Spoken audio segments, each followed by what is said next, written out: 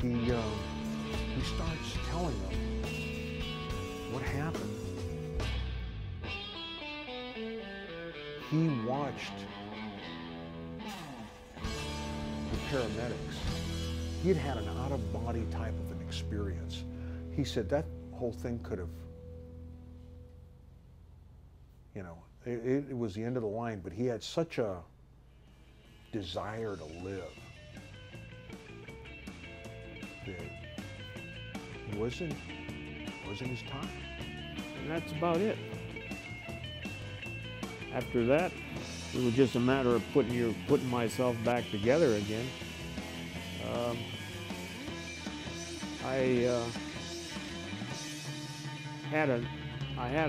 I saved one machine out of a business that I had, and I started working. I had a machine in the garage, and I started doing stuff for people that I know, and it kept getting bigger and bigger and bigger and more. So I had a friend of mine that had a shop in the back there, and he said, "Why don't you move in with us?" So I went back there with him. Stayed back there with him for about 4 or 5 years. And I started getting back into it more and more all the time, and bought and buy more machinery and more machinery. And then I had some people working for me. And times got real rough back in, I think, in the 80 or 81. And I decided to get back out of it, you know. It was too rough. So I kept 2 machines, 3 machines rather, and doing what I'm doing now. I do machine work. I got Leon Fitzgerald. He comes in here all the time. Fuel Altered, man. That's what all this stuff is. This is all his stuff. I do work for him, and like I say, I do work for a lot of people.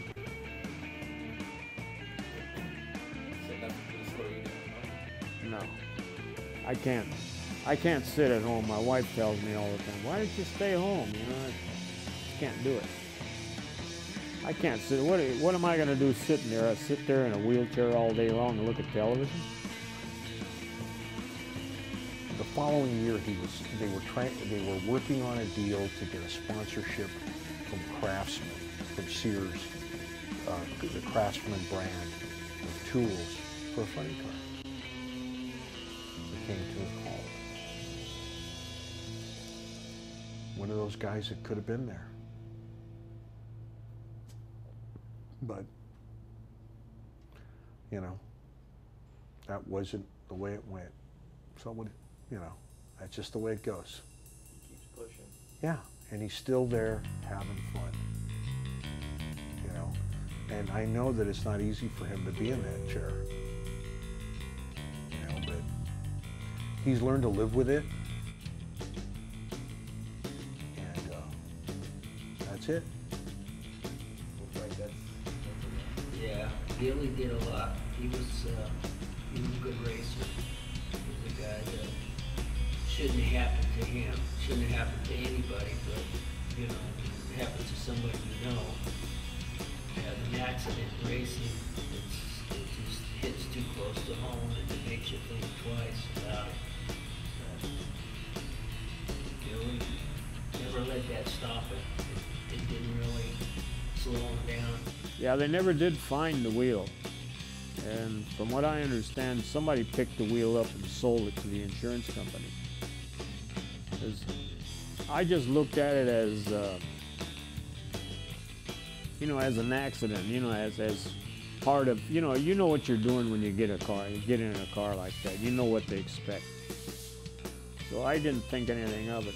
But then when I heard that they had problems with the wheel and they knew about it a year before they did anything about it, that's when it got to me.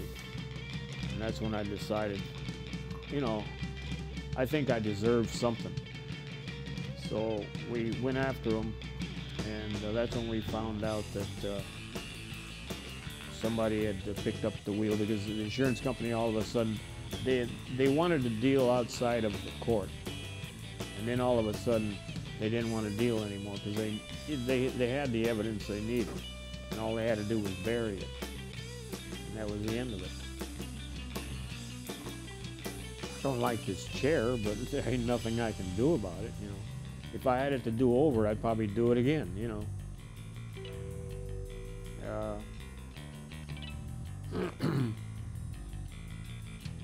Like I say, the only part that I didn't like was, you know, they knew that they had a defective wheel and they didn't do anything about it.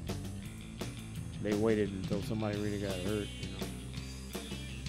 Then a few years later, after the accident, comes over to my garage one day and goes, "Hey, I want to build another car. What do you think?" "Sure, what do you want to build?" "Build a 32 Roadster." So we did it.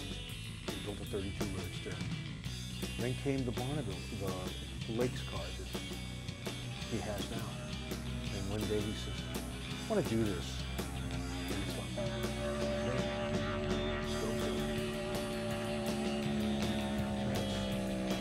He's one of those people, like the others, that he raced in the street, you know, had a fast car in the neighborhood and all that kind of stuff, and started drag racing with the small stuff, and then decided that he wanted to mess around with nitro, and went for it. Whereas some people don't want to take that, you know, and that was his thing. That's been his thing.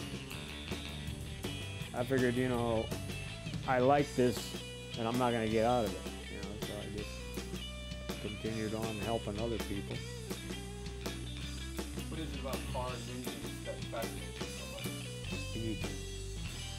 I like to go fast. And I like to run nitro. What was your first experience? With nitro, back in at Pomona, the first ride I ever had was in Bob's Roadster. It was, I don't remember what year it was. It was back in the 50s, 58, 59. It's the first ride I ever had on fuel. And from then on, it was that was it, you know. When we were running the Black Magic car, it was, we did a lot of things that we were getting paid for what we were doing. We were making enough money to keep the car running and, you know, buy fuel, tires, and it was self-supporting. Were you able to find any sponsors giving you some products and stuff? Yeah, we had Magic Muffler, and we had Pennzoil, we had Champion Spark Plugs, and we had Justice Brothers. And real crowd favorite. Yeah. What do you think people liked so much about the Fuel Altered class back then? They used to haul. You know, I mean, it was a handful driving on. You know, it just wasn't sitting in there and nailing the throttle and the car went straight. I mean, you had to drive it. Drive it with your foot, a little bit of brake, you know, use common sense. Did that class basically become the funny car class? Yeah. They kind of outlawed it. Yeah. That's the one thing I never did like was what they did to it. NHRA did this to a lot of classes. Gas classes and fuel alters and everybody else. Why is that? I don't know. I don't know why they did that. I guess they could foresee the future where they got three pro categories, you know. Like you got funny car, top fuel, and pro stock. It's all money. You got the money, you can do whatever you want. What would you like to see more of in hot rods today? I like top fuel. Top fuel. I like fuel cars. I like them. Fuel is always, it's always done something for me. You know, I like to go out there, and because fuel makes a lot of horsepower. Is that what it's about for you? Yeah, horsepower.